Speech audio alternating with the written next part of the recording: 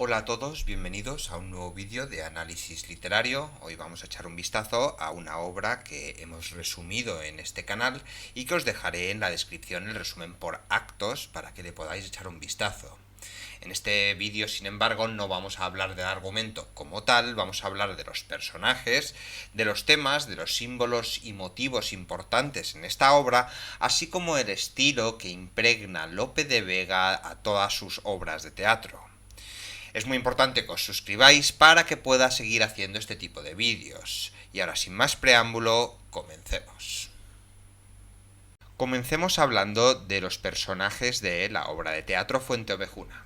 Vamos a empezar con la figura del comendador Fernán Gómez de Guzmán. El comendador controla el pueblo de Fuenteovejuna, considera que el pueblo es pobre y atrasado, y pasa su tiempo allí brutalizando a sus ciudadanos mientras exige su afecto. Tiene una muy alta opinión de él mismo y si bien exige una lealtad feroz de sus propios súbditos, no extiende el mismo sentido de la jerarquía a los que están por encima de él, trabajando dentro de las estructuras de poder solo para explotarlas con el fin de servirse a sí mismo. Es particularmente brutal con las mujeres de Fuenteovejuna con las que se acuesta, aunque sea necesario por la fuerza. Otro personaje de vital importancia en la obra es Laurencia, que es ciudadana de Fuenteovejuna e hija del alcalde, Esteban. Ella es de voluntad fuerte y pura. El principal conflicto de la obra surge de su negativa a acostarse con el comendador. Desdeña a la gente de la ciudad y no le gustan los hombres, a quienes siente que solo quieren mujeres para tener sexo con ellas. Ella es impaciente y enérgica y es ella quien despierta a la gente del pueblo a la acción contra el comendador. Frondoso es otro ciudadano de Fuenteovejuna. Al comienzo de la obra es el amante secreto de Laurencia y en última instancia su marido. Toma la ballesta del comandante y le impide violar a la pobre Laurencia. Esteban, como ya hemos mencionado anteriormente, es el alcalde de Fuenteovejuna y el padre de Laurencia. Es un señor tradicionalista que acepta que las tradiciones están menguando. Prefiere la precaución a la acción descarada en oposición bastante directa a su hija. Esteban prefiere mantener todos los poderes tal cual están y no mirar el problema directamente, sino meterlo en el cajón. Por otro lado tenemos a Flores y Ortuño. El capitán Flores y el sargento Ortuño son oficiales del ejército del comendador. Además cumplen sus órdenes en Fuenteovejuna, transmitiendo sus mensajes y reuniendo a las mujeres cuando el comendador las desea. Parecen ser más comprensivos con las opiniones de la gente del pueblo, pero carecen de la moral para trabajar en contra del comendador, para hacer algo en contra de este. Y por último tenemos los personajes de Fernando e Isabel, el rey y la reina católicos, contra quienes el comendador y el gran maestre están luchando al comienzo de la obra.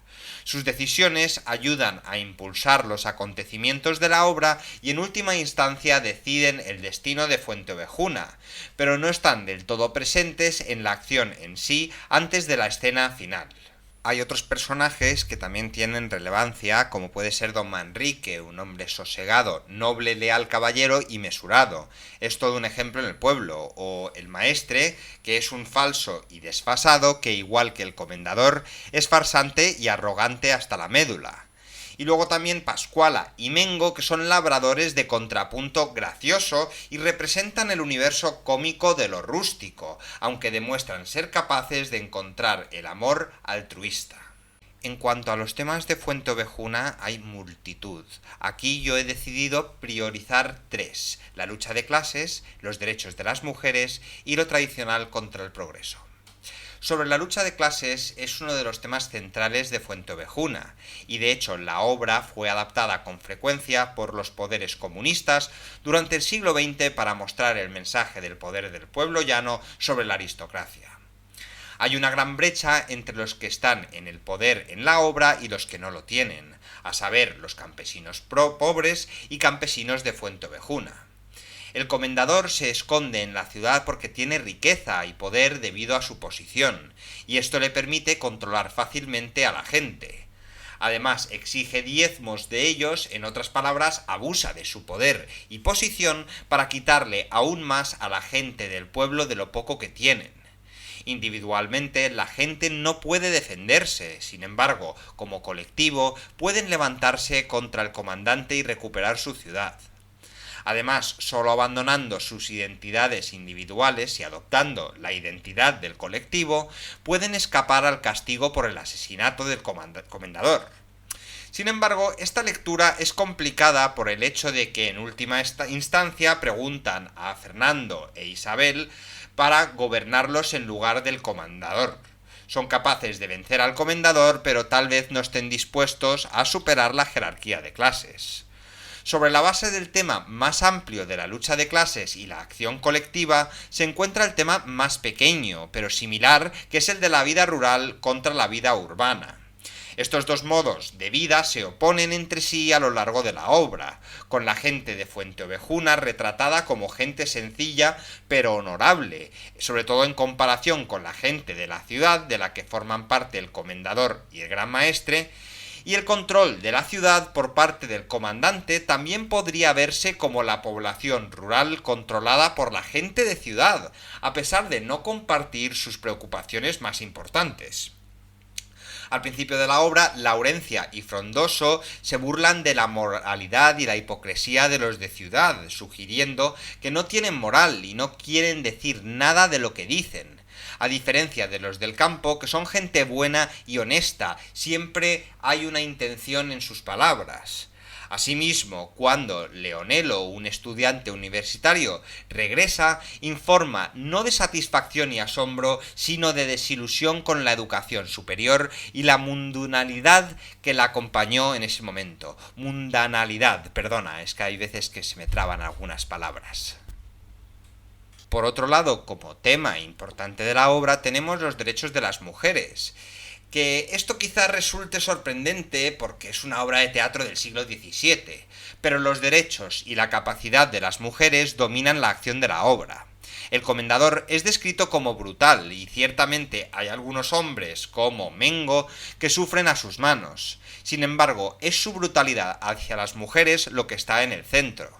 Básicamente ha convertido la ciudad en su propio harén personal, tomando a las mujeres con violencia cuando es necesario y es su intento de violación de Laurencia que en última instancia causa su caída, no a su trato a la gente en general. Además, las mujeres de la obra son a menudo las que tienen autoridad sobre los hombres. Primero nos encontramos con el pueblo a través de Laurencia y Pascuala, quienes están debatiendo el valor de los hombres y luego se les pide que resuelvan un debate sobre la naturaleza y el amor. Hacia el final de la obra es Laurencia quien empuja a la gente del pueblo a la acción, mientras son los hombres los que asaltan la residencia del comendador y se nos da a creer que son las mujeres las que le quitan la vida a él y a sus oficiales. El último tema que trata la obra es la tradición en contra del progreso. España, en el momento de los acontecimientos, estaba en un periodo de grandes cambios, y este cambio se refleja a través de la obra. El telón de fondo de la obra es la batalla por el control de España, que finalmente fue ganada por Fernando e Isabel, un hecho reconocido explícitamente a través de las acciones del gran maestre, e implícitamente reconocido al pintar a Fernando e Isabel como los salvadores de la obra. La tradición también juega un papel en los eventos más pequeños. Más abiertamente es el violento levantamiento de las jerarquías sociales tradicionales, cuando la gente del pueblo alcanza y asesina al comandante ya Ortuño. Como sus súbditos, esto no es solo un asesinato, sino un motín, y al final de la obra está claro que si bien Fernando e Isabel se niegan a encontrar al culpable a todo el pueblo, tampoco están contentos de perdonarles a pesar de su brutalidad. La tradición también se comenta a través de Esteban. Al principio de la obra se queja de los astrólogos que intentan interpretar el clima y toman decisiones cruciales de planificación sobre la comida. Más tarde, juega con la solicitud de Frondoso de la mano de su hija en matrimonio, al tiempo que reconoce que la práctica es una cortesía obsoleta y que los jóvenes ya no siguen tales tradiciones. Por último, la crítica de Leonelo al estado del intelectualismo es también un comentario a la tradición, ya que de las cosas que lamenta son los libros impresos en masa, afirmando que la sociedad se había llevado bien sin la imprenta y que su introducción solo ha servido para producir grandes cantidades de tonterías. La obra no llega tan lejos como para sugerir que la tradición sea mala. Incluso en la persona de Leonelo, él reconoce que algo bueno ha salido de ella. Pero el cambio es ampliamente aplaudido. Esta obra pretende que exista un cambio que vaya mejor, que rompa esa sociedad estamental para dar más derechos a la gente más pobre y una reivindicación de la vida rural. Ahora vamos a echar un vistazo a la simbología y a los motivos principales de Fuenteovejuna, que a mi parecer son el honor, la ballesta y el amor. Sobre el honor podemos decir que está presente a lo largo de toda la obra. El comendador cuestiona el honor del gran maestre al comienzo de la obra, ya que siente que lo están menospreciando al tener que esperar. Poco después tenemos la perspectiva opuesta, ya que la queja de Laurencia sobre el comendador y los hombres en general es su falta de honor, o quizás, más exactamente, su toma del honor de las mujeres. Laurencia y Frondoso también centran cuestiones de moralidad y honor en sus golpes a la gente de ciudad, y Esteban rompe en respuesta al comandante sobre el honor cuando este último le pide al primero que renuncie al de su hija. Expresa su incredulidad de que la gente de la ciudad pueda carecer de honor en la forma en que afirma el comendador. Además, el honor es lo que separa a Frondoso del comandante. Mientras que este último solo finge honor, Frondoso lo vive, llegando incluso a regresar a Fuenteovejuna porque sintió que estaría mal permanecer escondido mientras se torturaba a la gente del pueblo. Gran parte de la obra se reduce a cuestiones y debates sobre el honor, incluido el asesinato del comendador, justificado literalmente por su falta de honor, y el central, el honor en la decisión final de perdonar al pueblo por parte de los reyes. Así que es un elemento que podemos ver presente en cada uno de los personajes, el honor o la falta de honor. Por otro lado está la ballesta que lleva el comendador y que finalmente se usó para amenazarlo y salvar a Laurencia, puede verse como un símbolo del conflicto más grande de la obra. Inicialmente el comendador usa la ballesta para cazar, es un arma que le permite una ventaja sobre su presa, que no tiene reparos en tomar porque ve a su presa como inhumana. El acto se verá reflejado poco después en la escena cuando use a Flores y Ortuño como sus armas tratando a las mujeres de Fuenteovejuna como su presa. Además, la ballesta puede verse como un símbolo fálico y es importante lo que Frondoso elige hacer y lo que no elige hacer con él. Lo toma cuando el comendador está intentando violar a Laurencia. Frondoso lo amenaza con eso solo para lograr que libere a Laurencia, pero luego se niega a dispararle al comendador, es decir, se niega a penetrarlo a la fuerza con la flecha. Al final de la escena, la ballesta permanece sin disparar y en posesión de Frondoso, actuando como un símbolo de pureza, mientras que era un símbolo del mal mientras estaba en la posesión del comendador. Una vez más, esto responde a una interpretación más lacaniana o freudiana de esta obra de teatro. Puede que no fuera el propósito de Lope de Vega darle un significado fálico a lo que es la ballesta, pero nuestra manera de estudiar las obras de teatro, las películas, los libros, las novelas, las poesías, parte de una perspectiva diferente en el siglo XX, de manera que esta visión de la ballesta como elemento fálico podría ser más que válida. Y por último, motivo importante, tenemos el amor. El amor es un motivo que, como el honor, se repite para servir al mecanismo de base para la obra. Al principio del primer acto, cuando conocemos a algunos de los habitantes del pueblo, incluidos Laurencia y Frondoso, están debatiendo sobre la naturaleza del amor, y lo que es más importante, si es egoísta, como afirma Mengo, o si fuera del yo, como parecen creer otros personajes. La obra, por supuesto, se basa parcialmente entre el amor entre Frondoso y Laurencia. Sin embargo, no es una obra de teatro matrimonial, y no terminamos con un felices para siempre, para la pareja, sino un perdón para el pueblo en su conjunto, sugiriendo que su amor es secundario a la fuerza de la comunidad. Es el amor lo que separa a Frondoso, el comendador, porque ambos sienten pasión por Laurencia en ese sentido, entonces el amor se equipara al honor, la otra cosa que también separa a ambos personajes. Por último, y a pesar de su retórica individualista al comienzo de la obra, Mengo finalmente permite que el amor lo haga parte del colectivo, no su amor por una mujer, sino su amor por la gente, su amor por el pueblo, su amor más humano. En cuanto al estilo de la obra, podemos distinguir tres apartados distintos: el lenguaje de los personajes, el lenguaje dramático y la métrica.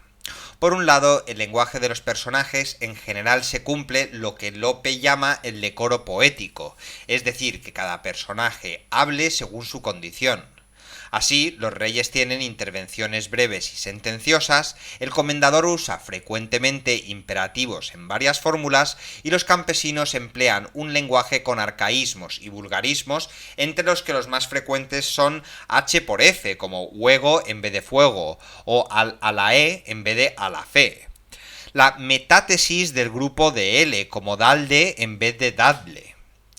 La vacilación en vocales átonas, como recebida o distribuye.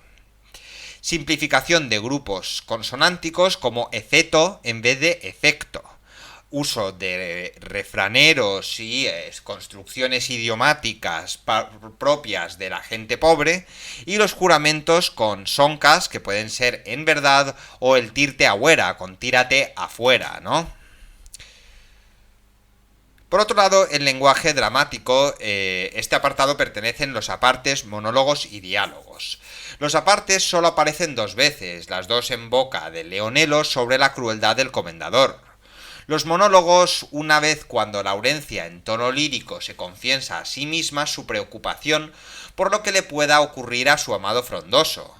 Y los diálogos los hay de acción, narrativos, para la segunda acción cuando los personajes hablan del asunto de la guerra, y digresivos, sobre temas que no atañen directamente al argumento, como la alabanza de Aldea entre Pascuala y Laurencia y la conversación sobre la imprenta entre Barrildo y Leonelo, que es además un anacronismo, porque a fines del siglo XV, época en la que se sitúa la acción, no era posible que un invento que a la mitad del mismo siglo tuviera tanta importancia. Uno de los mayores aciertos dramáticos de Lope es el diálogo en la escena del tormento. Dos personajes escuchan lo que ocurre dentro, en la estancia del interrogatorio, y citan el nombre de las víctimas para orientar al espectador, con lo que se consigue crear un doble plano escénico. Entre los recursos dramáticos empleados para captar el interés del espectador están el resumen de lo acontecido, normalmente a principio de los actos. Recordemos que entre uno y otro se representaba un entremés que podía distraer al espectador. También hay situaciones de contraste o dar a entender algo que no es, por ejemplo, cuando parece que Mengo va a confesar. Sobre la métrica, en la obra se da la polimetría, siguiendo la alternancia entre lo narrativo y lo amoroso, materias temáticas dominantes en el argumento. Los versos más usados son los de arte menor, de 8 sílabas o de menos, en romances y redondillas. Aparecen también el romancillo, que son con versos de 6 sílabas, la copla con 4 versos de arte menor con rima asonante en los pares, la coplilla de estribillo, que son 3 versos, la octava real, los tercetos, el serventesio, el soneto y las seguidillas. Y con esto concluimos el análisis de esta obra. Si hay algún aspecto que os gustaría preguntar o algo que no haya quedado demasiado claro, me lo ponéis en los comentarios y lo responderé con gusto. Muchas gracias por estar allí y nos vemos en el próximo vídeo.